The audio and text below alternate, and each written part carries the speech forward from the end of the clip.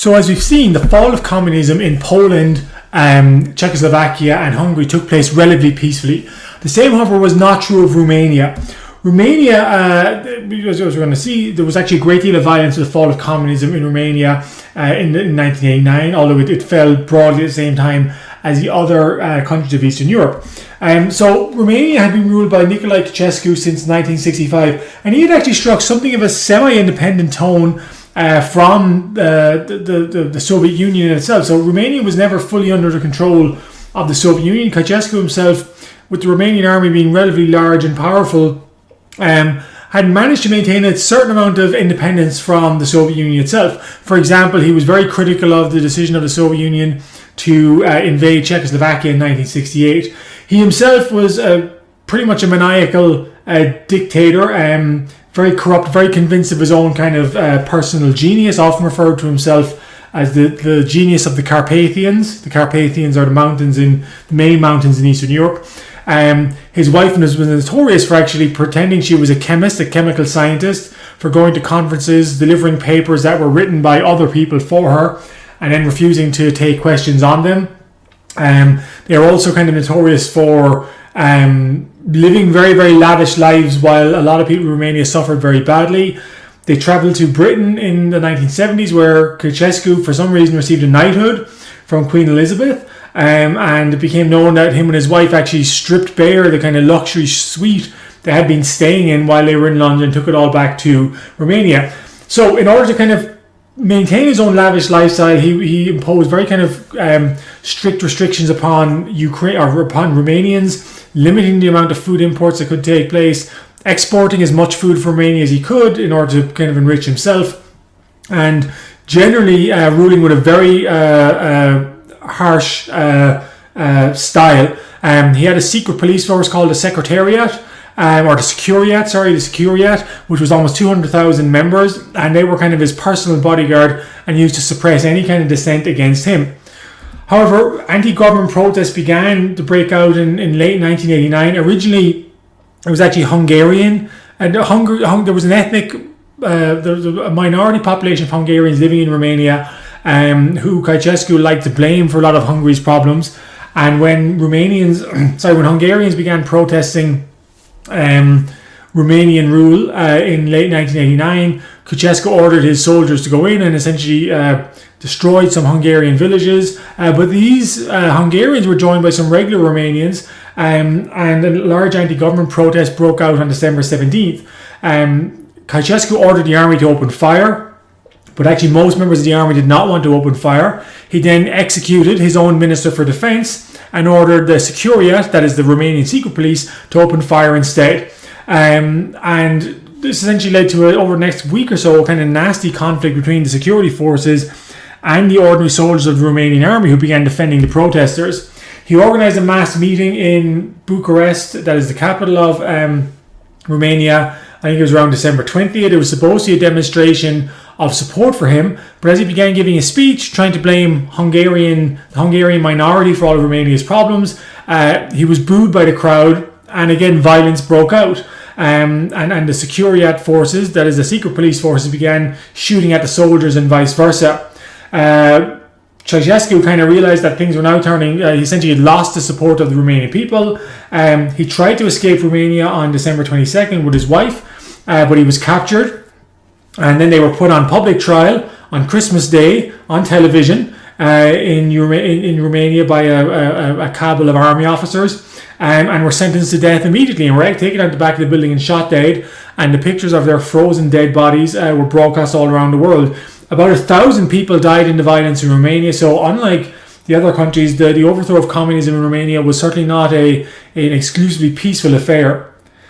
Of course, the most famous collapse of communism in Eastern Europe in 1989 comes in Germany, or in Eastern Germany. Eastern Germany had been ruled by a guy called Erich Honecker as the leader of the Communist Party for several decades.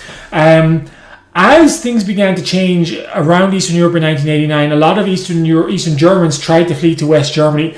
If you remember, I mentioned in the earlier video that the Hungarian government opened up its border with the Austrian government. Well, in the communist states, it was easy for people in the different countries to pass from state to state. And so about 150,000 East Germans travelled to Hungary to travel to Austria, by which they could get to West Germany. And so these German government was faced with the old problem it had of losing its citizens to West Germany. They asked the Hungarian government to give back the German citizens, which according to treaties signed they were supposed to do, but the Hungarian government refused. And the East German government was quite quickly in crisis as well. Gorbachev made it clear that he would not help suppress these demands for reform or try and keep people caged inside in East Germany. And Honecker was forced to resign and was replaced by a guy called Egon Krenz, a kind of younger East German leader, but who wasn't particularly reform-minded himself. And Krenz, so having gotten rid of Honecker, so Honecker resigned in favour of Krenz. Egon Krenz hoped to maintain control of the communist system, maintain East Germany as a separate independent communist state.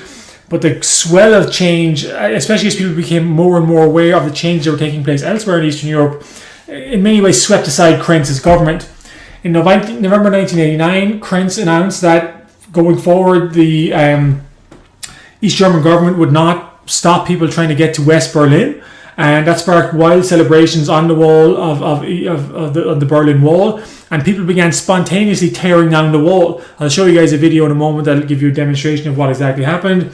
But with the fall of the Berlin Wall, the Krenz's government was forced to give in the demand to democratic elections. These elections took place early in 1990, and by the middle of 1990, it was obvious that Eastern and Western Germany wanted to be united. The Soviet Union, somewhat incredibly, because obviously they played the biggest role in dividing Germany, agreed not to interfere. All your European countries consented, and East and West Germany were formally reunited in March 1990, although it actually wasn't until 1999 that Berlin became the capital of Germany once more. So I want to show you a video just showing you the kind of dramatic scenes connected with the fall of the Berlin Wall. From ABC, this is World News Tonight with Peter Jennings. Reporting tonight from Berlin. From the Berlin Wall specifically, take a look at them. They've been there since last night. They are here in the thousands. They are here in the tens of thousands. Occasionally they shout, Die Mauer muss weg, the wall must go. Thousands and thousands of West Germans come to make the become irrelevant. Something, as you can see, almost to party on. How do you measure such an astonishing moment in history? The East German government said tonight they were going to make more openings in the wall, at least a dozen more, put bulldozers right through the wall so that more people could cross to the west. The East German communist leadership tonight said there'd be a new election law guaranteeing secret elections which the rest of the world could monitor. And only 24 hours after East Germans were told they could go anywhere, anytime, the Soviet Union said that was a sensible move. Thousands of East Germans came across the border today, perhaps more than 100,000, so many that border police lost count. And at every border crossing, thousands of West Germans there to say welcome. Some of the really good news today was for the East German government. While thousands and thousands came to look, even gape at this showcase of capitalism, the vast majority said they would be going back. The simple act of giving people the freedom to travel may have convinced East Germans they need not take flight whenever the door opens just a fraction. It has been an astonishing day. Hour after hour, all through today, thousands and thousands of West Germans have come to the wall to see for themselves, to climb up on this hideous structure, to finally look down at what has been no man's land for so long. Finally, after all these years, to say in person what they think of the East German border guards. Or try to make friends.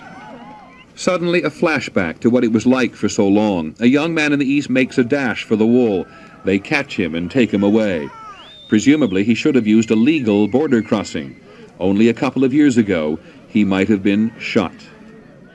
Not today. Today, it was possible to have a dialogue. Your government seems to be changing every day. Where do you think it's going? That's the government's problem, he says, not mine. Such an astonishing moment in history. Now, what's it feel like to be standing on top of the wall? It's incredible for me. It's I can't describe really my feelings. It's something unreal for me. If there is someone who sleeps for 8 weeks and you told him what happened here, he thinks you're crazy. It's unthinkable.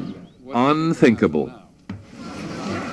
Tonight at the border crossings, including Checkpoint Charlie, which is normally a crossing for non-Germans only, there was still a block-long gauntlet of goodwill.